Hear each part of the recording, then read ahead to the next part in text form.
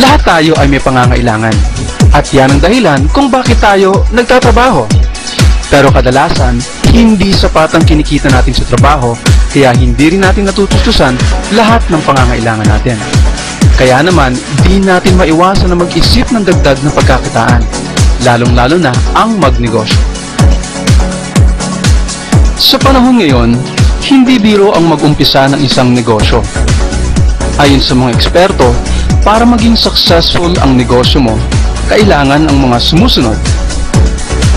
Una, dapat ang produkto mo ay kailangan ng tao. Pangalawa, ang produktong binibenta mo ay dapat na highly consumable o yung madaling maubos para laging may repeat business ka. Pangatlo, dapat abot kaya ng tao ang produkto mo. Mas mura pero di na isasakripisyo ang kalidad. Pang-apat, dapat may magandang kita sa negosyo mo para hindi ka lang umaasenso, lalo ka pang gaganahang magpatuloy hanggang lumaki ng husto ang negosyo mo. At panglima, dapat ang negosyong napili mo ay pangmatagalan at hindi seasonal. Ibig sabihin, tuloy-tuloy ang takbo ng negosyo mo anumang panahon. May negosyo ba sa panahon ngayon na kuha ang lahat ng ito pero di malaki ang puhunan na kailangan mong ilabas? Meron. Ganito ang oportunidad na ipinagkakaloob ng isang kumpanyang matagal-tagal na rin sa larangan ng pagnenegosyo. Ipinakikilala ang V-Mobile Technologies Incorporated. Ang V-Mobile Technologies Incorporated ay itinatag noon pang April 2008. Ito ay isa sa mga subsidiaries ng Penta Capital Group of Companies na isang kilalang independent investment house sa Pilipinas. Ang ABS-CBN, San Miguel Corporation, EDSA MRT Holdings, Coca-Cola Bottlers, at SM Investments Corporation ay ilan lamang sa mga kliyente ng Penta Capital Group of Companies. Pinatutunayan lamang nito kung gaano katatag at ka-established ang V-Mobile. So anong oportunidad sa pagnenegosyo ang binibigay sa atin ng V-Mobile? Ito ay walang iba kundi ang e-loading or prepaid loading business. Alam na natin na marami na ang naglo-loading business ngayong panahon. Kahit saan ka pumunta, tiyak na may mapaglo-loadan ka.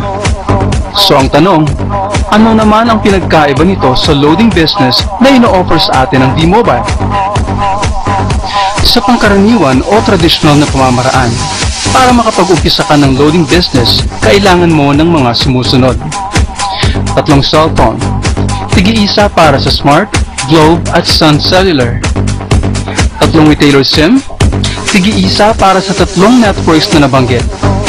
At 3 load wallet o pondo para sa bawat retailer SIM. Karaniwang umaabot sa 8,250 pesos ang puhunang kailangan mo para makapag-umpisa ng loading business sa tradisyonal na paraan. Malaking halaga ito para sa karamihan sa atin, kaya hindi lahat ng Pilipino ay kayang mamuhunan sa ganitong negosyo. Eto na, sa V-Mobile mas higit na maganda ang loading business. Paano natin nasabi? Sa V-Mobile, hindi mo na kailangan bumili ng 3 cellphone. Hindi mo na rin kailangan bumili ng 3 retailer SIM. At lalong hindi mo na kailangan mag-maintain ng 3 load wallets. Ang nag-iisang cellphone na gamit mo at ang personal na SIM card na nasa loob ng cellphone mo, ito lamang ang kailangan mo at pwede ka na makapag-load para sa lahat ng networks. One phone, load all, ika nga. O diba mas maganda? Sobrang laki na natipid mo dahil hindi mo na kailangan gumastos pa sa pagbili ng 3 cellphone at 3 retailer SIM. At ito pa ang mas maganda. Sa V-Mobile loading business, hindi lang electronic loads or e-load ang pwede mong ibenta. Kasama pati mga PIN-based cards tulad ng cellphone cards, landline cards, prepaid internet, online gaming, at marami pang iba.